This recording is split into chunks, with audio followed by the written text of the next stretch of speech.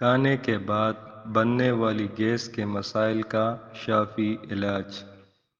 ہوا شافی: سونف 100 gram, اناردانہ 100 gram, مصری 100 gram, سونٹھ 100 gram.